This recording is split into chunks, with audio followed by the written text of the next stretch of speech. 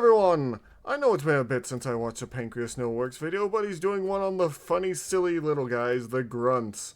Which, I mean... yeah, they're funny, they're silly. I'd love to mess around with them. I mean, I do anytime I play the Halo games, I do love just taking out the Grunts. They're the goofiest guys. The only ones you have to worry about are the ones with the plasma grenades. You know the ones I'm talking about, but YouTube won't let me say what they're called.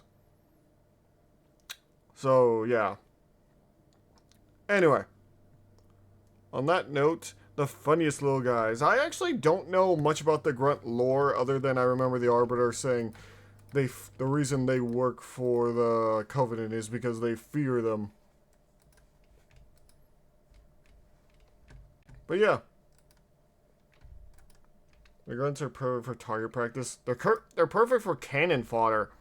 Let's be honest, that's what they are. At the end of the day, Grunts are just cannon fodder for the Covenant. They get no respect. They aren't treated well. Hell, they mostly run away from everything. Anyway, let's head into this.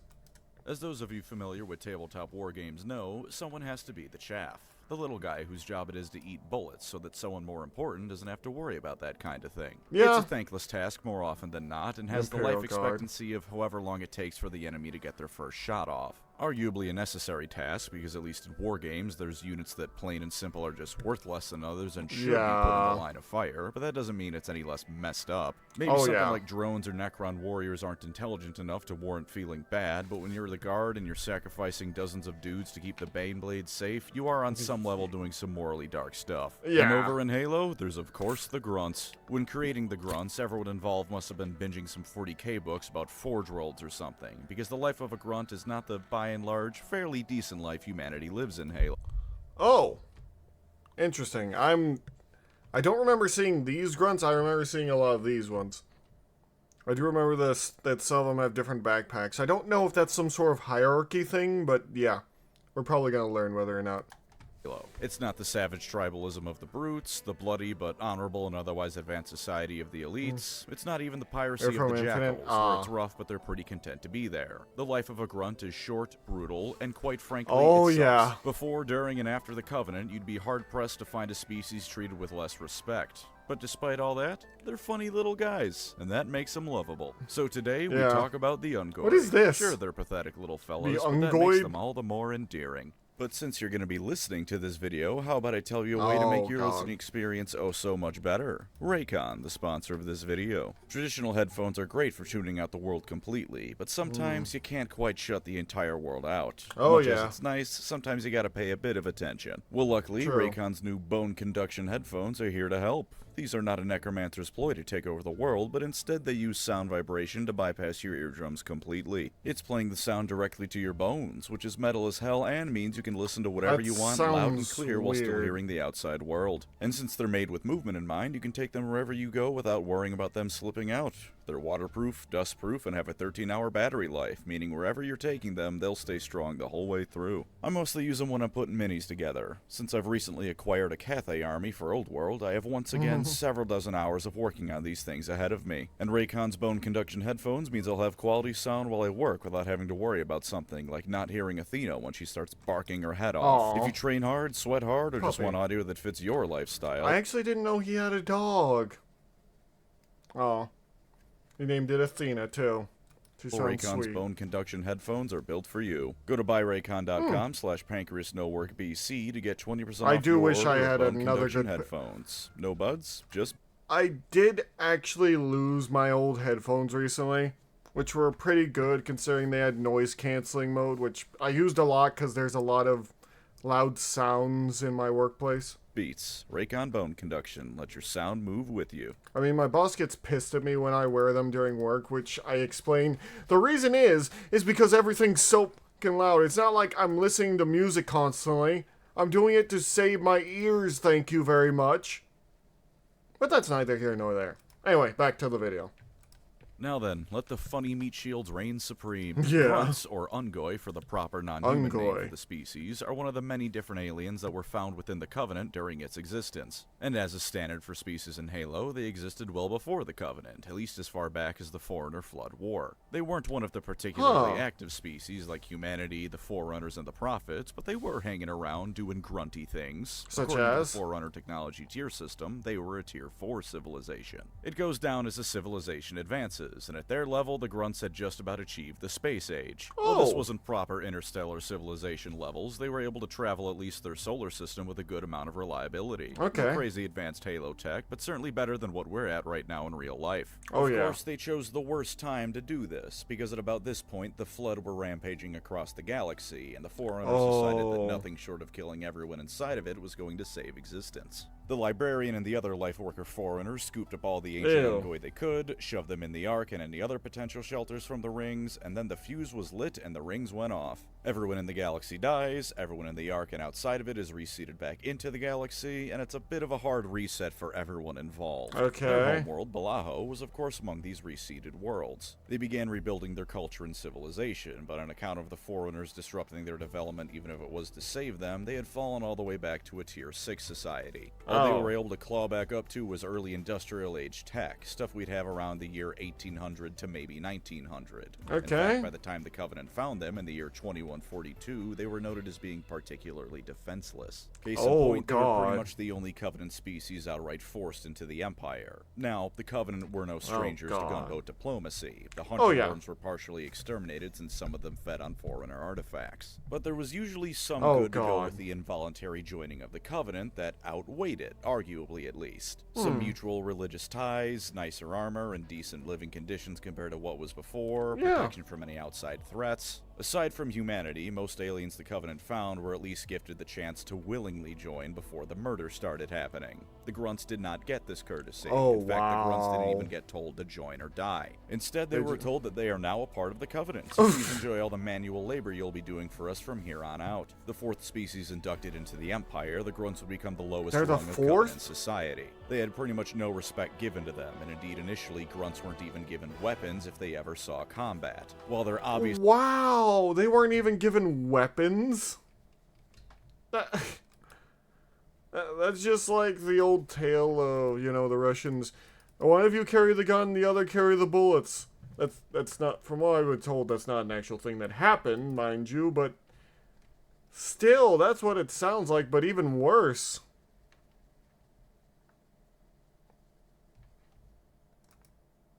Dear God, man. They really are treated the worst out of all of them. I don't even know what to other say to that, but wow. Just no help for the Grunts. They are servants. They are indentured servants. So, yeah. The worst of the worst kind of thing you can do. Wonderful. Meat shields in the Halo games, Grunts initially were explicitly nothing more than that. In spite of this, the Grunts still took to the Covenant's faith and the Great Journey with gusto. Worshipping the Forerunners was not a tall ask for them, and basically the entire species quickly became some of their most devout worshippers. It may have had something to do with the fact that while they were treated like dirt, High Charity and other Covenant areas they were stationed at had the miracle of centralized heating. There was even a Grunt theologian, Agnap the Enlightened, who spread a belief amongst the Nap the Enlightened. What an unfortunate name.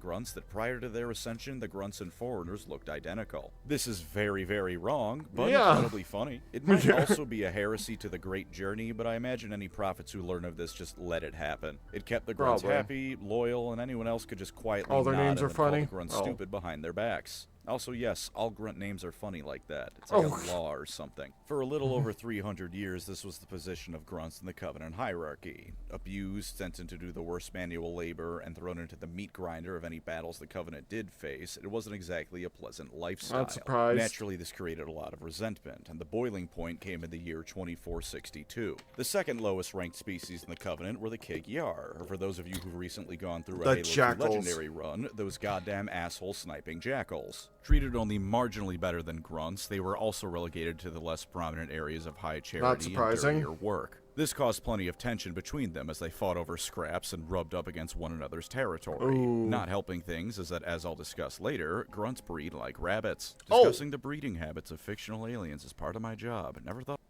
my life would take me here. Anyway, there's a lot of parts of us where I never thought life would take us. Like, I never thought I would be a VTuber. I never thought I would be a wolf man talking to a bunch of people. One, I never thought I had the charisma for it. Or the showmanship to, well, be doing this stuff for you guys. That's still, on a docket whether or not that's possible. But on another note, yeah. There are worse than rabbits when it comes to oh, dear God. Also, don't jackals eat people like other sentient races? So wouldn't they just... Actually, that's a thought I don't want to continue. Because there wasn't much in the way of active combat going on, the grunt population expanded rapidly. This ended up pushing some of the jackals out of their homes as the grunts needed more and more space, which caused jackal infant mortality rate to rise and stressed out the mothers. In response, the jackals started poisoning some recreational drugs the grunts enjoyed in a way that left them infertile. The matter was brought to the attention of the Covenant I knew the brutes did that because they're the brutes, dear God, but God damn, they both do it? Ugh. Just have two races that just eat some of the other ones. Dear God. That's actually horrifying. The council and the prophets, but they responded with a very blunt who gives a shit. They didn't feel like upsetting the Kig-Yar over what they saw as a trivial cost, because to them, thousands of grunts that can't have kids was nothing to worry about. The grunts could replace any potential kids in like a month tops. Who cares? Probably. The grunts were not pleased with this. Of course. This was the straw that broke the camel's back, and they went ballistic. They started swarming across jackal-controlled territory, and not long after, they just started throwing hands with anyone they came across. Didn't matter who it was, jackal, elite, hell, they were probably taking pot shots at prophets if they got the chance. Oh, God. Now, obviously, they were horribly outmatched. They weren't allowed to have weapons in combat zones. They wouldn't have much of anything here. Have you ever felt that rush of fear in Halo when you turn a corner and see a grunt with 2 prime plasma grenades running at you? Imagine that, only now it's an elite turning a corner and seeing 100 of them. Yeah, that's the one biggest grunt that is the most horrifying. There are numerous, but if they have either a very strong weapon like the one is right there, or they have the 2 plasma grenades, you are running the other way and taking random shots. Everyone knows that fear. Millions, if not billions, of grunts. Some humans do eat our race as well, and mostly the villains who do that. Yeah, I'm not surprised with how horrible the human Covenant War was. Descended across Covenant facilities. Because they were the main source of manual labor, they were across pretty much the entire Covenant, and so almost as one, grunts began assaulting everything they could. I can't help but imagine that one scene in World War Z where the zombies are climbing the walls with their bodies, only with grunts instead. That's horrifying. Got so bad that the prophets felt the need to appoint an elite as an arbiter to resolve the issue. He did manage to solve the issue through the classic Covenant method, though, glassing the planet causing the problems. Not completely, but a decent hunk of Balaho was glassed, and the grunts quickly surrendered afterwards. They didn't actually give a shit about Balaho itself, but there were a whole lot of grunts on the planet, and it was where a lot of the grunt breeders were located. In spite of the rebellion, the grunts were not exterminated as a species, but instead got a lot of rewards. They weren't humans, and so weren't inherently unclean, and the viciousness they showed in the war made the elite see them in higher regard than ever. They showed that when push came to shove, the Ungoi could be fierce fighters, and that while not as physically imposing as most others, could still put their money where their mouth was. True. And so, despite being defeated, the grunts were rewarded with a variety of benefits, such as the honor of being able to actually have weapons and training for combat. You know, basically stuff. They were also integrated into elite units going forward, which is admittedly pretty big given the superiority complex elites have. This was something the elites won against the prophets to do, because the Covenant's founding charter declared elites have the final say when it comes to anything related to the Covenant's military and security. The prophets wanted stricter punishment, but the elites know that real recognizes real and gave the little guys some consolation prizes. Nice. It wasn't an overall upgrade in status, though. Their representation on the High Council wasn't any less functionally powerless than it was before, and they were still absolutely meat shields when it came to combat. But when they were previously unarmed and unarmored meat shields, I think they were willing to take anything they could get. Also, fun fact, the person who brought the jackal poisoning of the grunts to the High Council was a prophet named Ord Casto, aka the Prophet of Truth. He argued repeatedly that the entire affair was wrong and that no one was taking it seriously enough, whereupon his political career was threatened by others to make him shut up. Kind of insane that out of everyone who could have been trying to help the Grunts out, Truth was the one to do it. That'd be like if the staunchest supporter of abhuman rights in 40k was a Black Templar. Now, yeah, I just remember Truth's last line. I am Truth, the voice of the Covenant. Then you must be silent, and that's why you must be silenced. But yeah, he was also the one who let the other, you know, the other ones die just around him, like he didn't even care. It was like a human creature, who joined a pack of brutes and had a meal of her own crew. That's disgusting. That's very, very disgusting. I wish to not know this knowledge. Now, the Grunts from here on out were pretty much how they were at in the Covenant when the Human-Covenant War broke out. Alright. There were a few more rebellions, one of which was put down by the Arbiter from Halo Wars, but the Covenant still needed its manual labor, so they always stuck around. Come the Human-Covenant War, you can actually to some extent blame a Grunt on the war breaking out. Really? When the Covenant first met with humanity on Harvest, it was with a diplomatic meeting that was headed by a brute of all things. Things were tense, but it wasn't necessarily going to break out into combat. Then a Grunt who was a little bit trigger-happy fired on a human and killed him, and then one thing led to another, and it's time for humanity to get fisted up to the eyeballs with an energy sword. The Grunts throughout the conflict were still the meat shields, but for once they had found an enemy that wasn't going to be throwing plasma at them in response. Sure, compared to the rest of the Covenant, the Grunts were easy to fight, and when you had a Spartan around, they were getting folded like lawn chairs. Oh yeah. Hell, in the Babysitter episode of Halo Legends, there's a Grunt that gets its neck snapped by an ODST who must be like 20 feet tall. But they were still armed with Covenant weaponry. Plasma weapons, fuel rod guns, things that tore apart their human equivalents with ease. Sometimes Grunts alone in enough numbers could overrun entire human regiments, and even if they all died, they played the role of meat shields well. Shooting at Grunts means not dealing with the elite or brute leading them, and shooting at those guys means 10 Grunts are now going to aim their weapons on you. They may be crap shots. She was the first banished Spartan, and she was failed experiment for only. I really don't like stuff in the later games now, and the later lore, but yeah. But 10 plasma pistols pointed in your general direction will eventually hit something important. Oh, There was even an army of Grunts put together by a Jackal on the Prophet of Truth's orders that was told to try and invade Earth itself fairly early in the war. Really? It didn't work, and the entire affair was mildly amusing, because it was stopped by both human insurrectionists as well as elite zealots who didn't have the full story and thought the Grunts were up to some heresy. But to me, at least, it shows the Grunts could be trusted with important campaigns on some level. And again, it was the Prophet of Truth doing this, so the motivations behind it range from genius plot to wipe out humanity to these creatures have bothered me, I must have them killed for nothing. Pretty much. Interestingly enough, however, Grunts had another surprisingly critical role in the war, monitoring human communications. Admittedly, they were largely in charge of monitoring for communications rather than going over them, but that's still a big thing. This led them to, among other things, being surprisingly well versed in human languages, with many Grunts being at least passingly proficient at a couple different ones. There's a lot of actual human beings who can't say that today. It also caused them to develop a black market of human culture, because for one reason or another, they found themselves big fans of it. TV shows, movies, and more were secretly traded amongst the Grunts as they gushed about their favorite human media. This is actually a pretty interesting part. I guess since they could be exposed to human culture so much, they would become kind of used to it and interested in it. I mean, when you're around a different culture that long, or having to hear about it, you do get interested in different ways. Away from the eyes of their commanders. For a disturbing mental image, this makes the alien most likely to own a body pillow, the Ungoi. Enjoy that mental picture I've just put in your mind, because I certainly don't. It's a nice... I hate it. Thanks, Pancreas. I hate it so much. Good Lord. Why am I here? Just to suffer? I just love to sing some human songs. Interesting. One reason the Grunts have almost always spoken in English, though. Turns out the Grunts you massacre in Combat Evolved might have been really big human weebs. As the war went on, the Grunts were kept in this role, occasionally getting glimpses of human culture and being abused by pretty much everyone. Except the engineers, but the engineers were biological computers designed by the Forerunners. Prejudice didn't really factor into them, because for one reason or another, engineers were designed to be lovable teddy bear octopus things. Or if you're me playing ODST for the first time, enemies you gun down without a second thought, because if the reticle symbol Yeah. was red, the target had to be made dead. Also, the grunts may have eaten people on some occasions, but that's neither here nor there. Don't worry about it. As the war came to a close and the Covenant Civil War occurred, the grunts found themselves in an awkward position. See, they were fervent believers in the Great Journey, arguably the most dedicated out of all the Covenant races. On the other hand, they're pretty cowardly most of the time.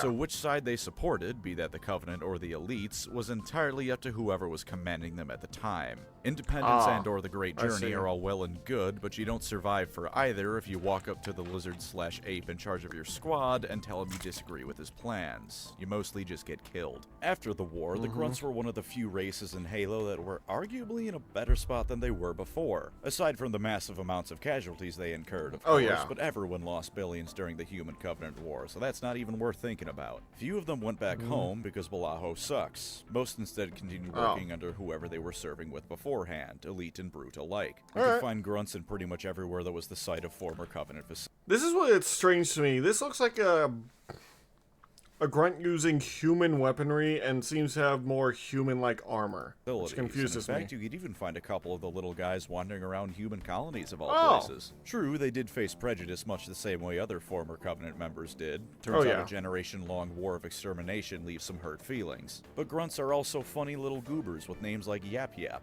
You can only hold a grudge against someone like that for so long. Some of them even found that with the war over and the hierarchy of the Covenant dissolved, they could take positions of power never before seen. In Halo Infinite, there's of course that grunt field boss whose name is Bip-Bap, and amongst elites they could sometimes be found leading squads of Sangheili rather than the other way around. The grunts didn't enter some grand renaissance of culture and prosperity or anything. I will give them that some of the armor designs look good.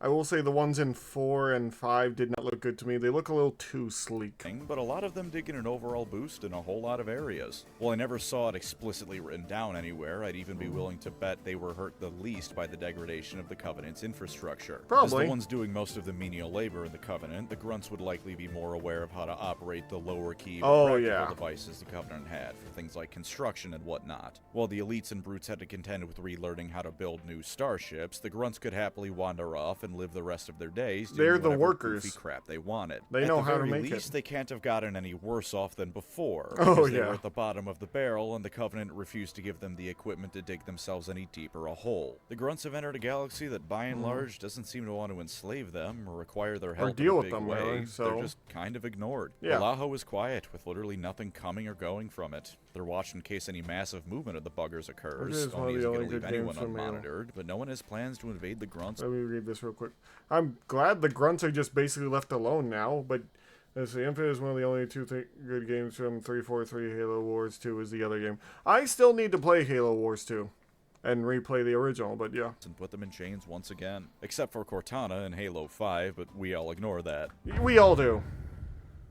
Slight lie in the title here, because I'll talk about more than just culture and biology, but hey, that's more video for you, so don't complain. We'll start with biology first, because even I can only talk about how aliens have sex for so long. Grunts are an absolute mess of a species, with the traits of like a dozen different categories of animal. Initially, they were believed to be arthropods, because they've got a chitinous exoskeleton. Turns out, no, they're vertebrae with DLC. While they're perfectly capable of walking upright, and you've probably seen them running with their hands waving around plenty often in Halo, they oftentimes prefer to run on all fours like a gorilla. In spite of being as goofy looking as they are, they have incredible reflexes and a good amount of dexterity. They're suited for climbing whatever's in front of them, and they can pull the trigger on a plasma pistol as fast as a plasma rifle fires. Another cool detail explaining how in legendary difficulty these dicks fire faster than the SMG does. Their outer shells are reminiscent of crabs and or insects, and overall the grunts' biology is like if you hit shuffle on a spore creature a few dozen times. Also, have you ever played Halo and thought they're kinda cute in the way a pug is cute? Well, here's what they look like without the mask or any armor and clothing.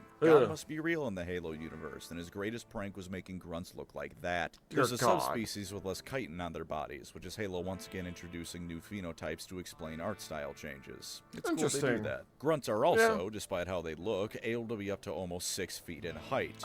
Seriously, if you get a chance, look at them standing next to a Marine in one of the Halo games. I do not remember them being height, that and grunts actually weigh about 250 pounds on average. They're built like brick shithouses, which is part of why when you corner them like a rat, they're able to fight so effectively. For breeding, because I feel obligated at this point, with how much I've mentioned it, grunts come out as eggs in batches of potentially over a dozen at once. They become full-grown adults around 8 years old, and despite aging to maturity so quickly, they can actually live to be well over 100. The grunt Yap Yap was 121 years old in the year 2559, which means he predated the start of the Human Covenant War year by almost 100 years. Good Their lord. home world of Blaho sucks. It's miserable. It's swampy, and a whole lot of the planet is suffering from massive industrial pollution, from the grunts trying to claw their way back to having technology. The swamps are also freezing cold, with the average temperature being around negative 27 degrees Fahrenheit. The equator is a bit better, but still miserable, and because the planet somehow has 2 winters, the Ungoi population is in a constant state of flux. The already cold planet becomes even worse in winter, with the grunts desperately having to hunt and gather any food they can to prevent total starvation. Massive amounts of them die to the cold, to the point that they have a name for it because it's so common: the Blue Death. They live a tribal lifestyle largely led by matriarchs, since they're the ones that make more grunts, or at least that's what I assume the reason is, and I really can't impart on you enough how miserable this planet is. And not in a fun sci-fi death world kind of way, it just sucks. Oh, and some of it is glass after the Grunt Rebellion. That's what happens when you send in an arbiter who isn't Keith David to solve your problems. Of course, the struggles don't end there. The atmosphere of Blaho is mostly methane, so whenever the grunts leave it, they need to carry around breathing masks and those massive pyramid tanks on their backs so they don't asphyxiate everywhere else they go. See, that's what... So they breathe methane. Interesting. That's actually something I didn't know. So that's that's why grunts explode so fantastically. Huh. Interesting. Still kind of funny, though. Not gonna lie. Whenever they go flying. But I mean, it's always funny when a grunt goes flying and you just shoot them through. I mean, when isn't that funny? Some of them leave their awful homeworld behind, only to find out most other species consider your version of oxygen to be fart gas. Incidentally, most humans think grunts smell largely of shit and vomit for this reason, which probably doesn't help the prejudice they may face off-world. It might actually be why. Yap Yap, but you don't have aura, you just smell. You can hit them and they explode, and while I've never actually watched them run around suffocating long enough to find out, I have to imagine that if not in gameplay, then at least in-universe, they're gonna slowly suffocate to death afterwards. Those tanks can also be explosive, as many a poor bastard in Halo Reach has found out on a legendary run. When they go to eat, they have what's called a food nipple, which they sometimes talk about in-game. No, you will not be seeing titties in this YouTube video. It's a machine that dispenses flavorless nutrient paste. The grunts don't really like it, but feeding time is one of the only times they aren't being beaten or sent out to die to the Master Chief, so it's one of the few pleasures they actually have. It's not all miserable. That's very sad. I mean, all of grunt life is sad, but yeah, what else can I say about that? But, dear God, man. They really don't get anything. Life just gets less worse for them. That's all I can really think about. Life just gets less worse for the grunts. It doesn't get better, it gets less worse. That is something that I've learned from this. Huh. Well, yeah.